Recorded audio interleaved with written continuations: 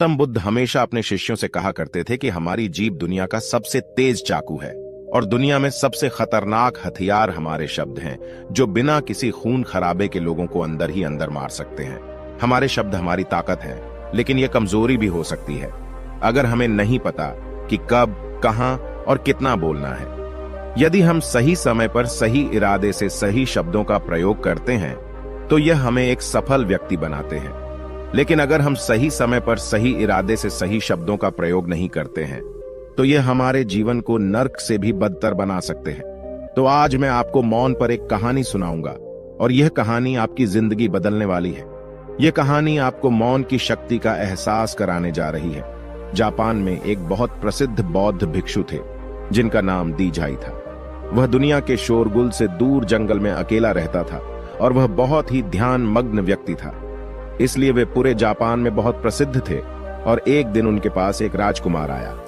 प्रिय साधु, मैं हमेशा थका हुआ, निराश और परेशान महसूस करता हूं। मेरा मन बहुत बेचैन रहता है। हालांकि मेरे पास सब कुछ है, धन, प्रसिद्धि और सभी विलासिता जो एक व्यक्ति पाने की ख्वाहिश रखता है, लेकिन फिर भी मेरे अंदर शांति नहीं है। तो साधु ने कहा, आपको इसका उत्तर पता है, लेकिन आपने कभी इसकी खोज नहीं की। साधु ने कहा कि मैं एक प्रयोग करना चाहता हूं। क्या आप वह प्रयोग करना चाहेंगे? इस प्रयोग के बाद आपके जीवन में कोई अशांति और चिंता नहीं रहेगी। यह सब सुनकर राजकुमार बहुत परेशान हुआ, लेकिन उसने साधु से कहा कि मुझे बताओ कि मैं क्या करूं। मैं अपने मन की शांति के लिए कुछ भी करने को तैयार हूं। तब साधु ने शांत स्वर में उत्तर दिया, अगले 10 दिनों तक आप मेरे आश्रम में रहेंगे और सामान्य व्यक्ति की तरह रहेंगे, और इन 10 दिनों तक आप अकेले मौन में बैठेंगे और जितना हो सके कम बोलेंगे। राजकुमार साधु की बात से सहमत हो गया। पहले दिन उन्हें लगा कि उनका मन सामान्य व्यक्ति से ज्यादा विचलित है। उसके मन में तरह तरह के सवाल उठ रहे थे और वह आम लोगों की तरह जीवन जीने में असहज महसूस कर रहा था। उसके भीतर बोलने की प्रबल इच्छा थी, पर वह मान गया और कुछ न बोला, एक शब्द भी नहीं। लेकिन वह चुपचाप बैठा रहा। लेकिन जैसे जैसे रात होती गई, उसे एक बड़ी शांति का अनुभव हुआ। उसके लिए यह बड़ा अजीब था। वह अंदर ही अंदर खुश हो रहा था और अपने आप से पूछ रहा था कि बेचैनी कम क्यों हो रही है। अगले दिन राजकुमार एकांत में बैठा प्रकृति को, फूलों को, पौधों को, आकाश में उड़ते पक्षियों को देख रहा था। अपने जीवन में पहली बार वह देख रहा था कि उसके चारों ओर कितनी सुंदर प्रकृति है। वह अपने चारों ओर प्रकृति को देख और महसूस कर सकता है। इस तरह एक हफ्ता बीत गया और उसके मन की सारी बेचैनी, सारी उथल पुथल, सब कुछ गायब हो गया। 8वें दिन की सुबह राजकुमार की आंखें अपने आप बंद होने लगीं और वह गहरे ध्यान में डूब गया। उसने आंखें बंद की, गहरे ध्यान में चला गया। कोई चिंता नहीं थी, मन में शांति थी। राजकुमार को भीतर ही भीतर गहन शांति का अनुभव होने लगा। बाकी के 2 दिन गहरे ध्यान में बिताने के बाद राजकुमार खुद को एक बौद्ध भिक्षु के सामने पेश करता है। राजकुमार ने साधु से कहा कि प्रिय साधु, मुझे उत्तर मिला कि मेरा मन इतना अशांत क्यों है। उन्होंने कहा कि मुझे पता चला कि मेरा मन इतना विचलित और अशांत क्यों था। फिर उन्होंने पूछा, बताओ क्या जवाब मिला? राजकुमार ने कहा कि मैं जरूरत से ज्यादा बातें करता था और दिन भर लोगों पर ऊर्जा बर्बाद करता था और उनके बारे में अकेले ही सोचता था और ज्यादातर समय उनके बारे में नकारात्मक ही सोचता था। इस प्रकार मेरा समय नष्ट हो रहा था और अधिक बातें करने और सोचने से मेरा मन अशांत हो गया था।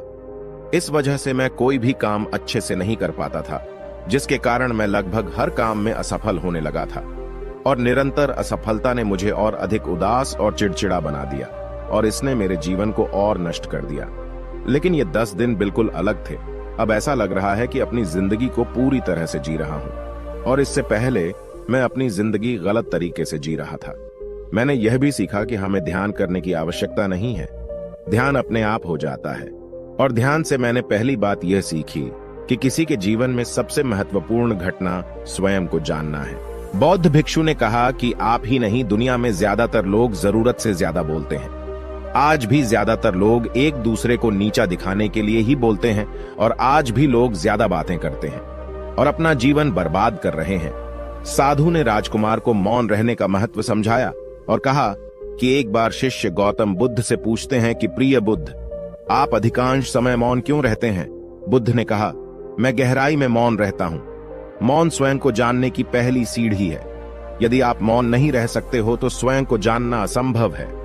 स्वयं को जानने की पहली सीढ़ी मौन है। जितना जरूरी हो उतना ही बोलें, और आप पाएंगे कि 90% बोलना हानिकारक होता है। नहीं बोलते तो अच्छा था। 90% मुश्किलें कम हो जाएंगी अगर लोग थोड़ा सा चुप हो जाएं, झगड़े कम हो जाएं, अशांति कम हो जाए, फेंकना कम हो जाए। बस तुम दोनों चुप रहना सीख जाओ। दुनिया में बहुत सारी मुसीबतें सिर्फ बोलने से पैदा हो जाती हैं। जो मौन रहना जानता है वो भीड़ में भी अकेले रहने का हुनर जानता है। एकांत में मनुष्य स्वर्ग भी है। दूसरों की उपस्थिति बेचैनी पैदा करती है। पहले अपने साथ मौन धारण करो, फिर अपनी ऊर्जा को मोड़ में आने दो, मन को घर आने दो। जब आप दूसरों की उपस्थिति से उठते हैं और परेशान हो जाते हैं तो उचित है कि आप अपनी आंखें बंद कर लें और अपने आप में खो जाएं। तुम वहां से भी ताजगी पाओगे, क्योंकि तुम्हारे जीवन का स्रोत वहीं छिपा है। वह किसी और में नहीं है, लेकिन तुम्हारी जड़ें तुम्हारे जैसी हैं। आखिर कौन तुम्हें अपने भीतर ले जाएगा? यदि कोई ना हो तो मुझे स्वयं ही भीतर जाना होगा। इसलिए अपने भीतर जाओ। वही परम राजा है, वही जीवन का स्रोत है, वहीं से आनंद का जन्म होता है, वहीं से तुम मृत्यु में डूबोगे, वहीं तुम्हारा सूर्य उदय होगा, वह फिर अस्त होगा। जब भी तुम डुबकी लगाकर लौटोगे वहीं से पाओगे। फिर तुम फिर से तरोताजा हो जाओगे। तब जीवन का नया धन पाओगे। फिर नई शक्ति का जन्म होता है। थकान मिटती है, उदासी मिटती है, चिंता मिटती है। जैसे कोई नहाकर आता है तो शरीर शीतल हो जाता है, शांत हो जाता है, वैसे ही भीतर से कोई वापस आता है तो मौन में स्नान करके लौट आता है तो पूरा व्यक्तित्व शांत हो जाता है और मन आनंदित हो जाता है। जब आप आंतरिक मोह की उस ऊंचाई पर पहुंच जाएंगे तो आप पाएंगे कि आपका मन बोलने से भी नहीं बनता। वह निरंतर तुम्हारे भीतर बैठी उसकी एक अंतर्धारा बनी रहती है।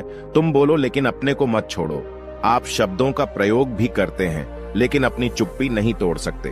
तब तुम्हारी वाणी में सुगंध होगी, फिर तुम्हारी वाणी में विशालता होगी, जो तुम्हारे बोलने का संगीत होगा।